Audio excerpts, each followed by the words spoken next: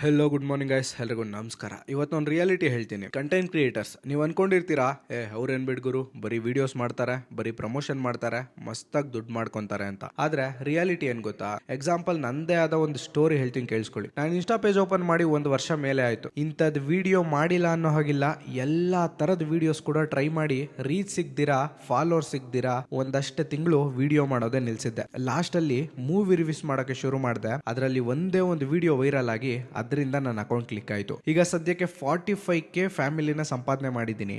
Daily ಒಂದೇ content movie review ಮಾಡಿ ನನಗೆ ಬೇಜಾರಾಗೋಗಿತ್ತು. ಸೊ ಮಧ್ಯೆ ಡಿಫ್ರೆಂಟ್ ಏನಾದರೂ ಇರಲಿ ಅಂತ ಡಿಫ್ರೆಂಟ್ ವಿಡಿಯೋಸ್ ಬಿಡ್ತಾ ಇದ್ದೆ. ಆದ್ರೆ ಯಾವುದಕ್ಕೂ ಮೂವಿ ರಿವ್ಯೂಸ್ಗೆ ಸಿಗೋಷ್ಟು ರೀಚ್ ಸಿಗ್ತಾ ಇರಲಿಲ್ಲ. ಈಗ ಮತ್ತೆ ವ್ಲಾಗ್ ಸ್ಟಾರ್ಟ್ ಮಾಡ್ಕೊಂಡಿದ್ದೀನಿ. ಇದು ಕೂಡ ಏನ್ ಈಸಿ ಅಲ್ಲ. ಒಂದಿನ ಕೆಲಸ ಇರುತ್ತೆ, ವಿಡಿಯೋ ಮಾಡ್ಕೊಂತೀರಿ. ಆದ್ರೆ ಇನ್ನೊಂದ್ ದಿನ ಕೆಲಸ ಇರೋದಿಲ್ಲ. ಆಗ ಏನ್ ಮಾಡಬೇಕು, ಏನ್ ಕಂಟೆಂಟ್ ಮಾಡಬೇಕು ಅನ್ನೋ ಯೋಚನೆಯಲ್ಲೇ ತಿಕ್ಲಿಡ್ದೋಗುತ್ತೆ. ಮನೆ ಕೆಲಸ, ತೋಟದ ಕೆಲಸ, ಕಾಲೇಜ್, ಜಿಮ್ ಇದೆಲ್ಲ ಇಟ್ಕೊಂಡು ಸ್ವಲ್ಪ ಗ್ಯಾಪ್ ಅಲ್ಲಿ ವಿಡಿಯೋಸ್ ಮಾಡಿ ಅದನ್ನ ಎಡಿಟ್ ಮಾಡಿ ಅಪ್ಲೋಡ್ ಮಾಡೋದು ಸುಲಭದ ಮಾತೇ ಅಲ್ಲ. ಇದಿಷ್ಟು ಒಂದ್ ಫೇಸ್ ಆದ್ರೆ, ಇನ್ನೊಂದ್ ಕಡೆ ಪೇರೆಂಟ್ಸ್ ಕಂಟೆಂಟ್ ಕ್ರಿಯೇಷನ್ ಗೆ ಸಪೋರ್ಟ್ ಮಾಡೋದಿಲ್ಲ. ನೀವ್ ಹಂಗೋ ಅನ್ಕೊಬಹುದು, ಬಿಡುಗರು ಇವನ್ ಬೋಗಸ್ ಹೊಡಿತಾವನೆ, ಕಂಟೆಂಟ್ ಕ್ರಿಯೇಷನ್ ಈಸಿನೇ ಅಂತ. ಸಾಧ್ಯ ಆದ್ರೆ ಟ್ರೈ ಮಾಡಿ, ಕನ್ಸಿಸ್ಟೆನ್ಸಿಯಿಂದ ವಿಡಿಯೋ ಮಾಡಕ್ ಸ್ಟಾರ್ಟ್ ಮಾಡಿ, ಅವಾಗ ಗೊತ್ತಾಗುತ್ತೆ ಕಂಟೆಂಟ್ ಕ್ರಿಯೇಟರ್ಸ್ ಗಳ ಕಷ್ಟ ಏನು ಅಂತ. ಸದ್ಯಕ್ಕೆ ಸಾಕು. ವಿಡಿಯೋ ಏನಾದ್ರೂ ಇಷ್ಟ ಆಗಿದ್ರೆ ಒಂದ್ ಲೈಕ್ ಮಾಡ್ಬಿಟ್ಟು ನಮ್ಮ ಪೇಜ್ ನ ಫಾಲೋ ಮಾಡ್ಕೊಳ್ಳಿ.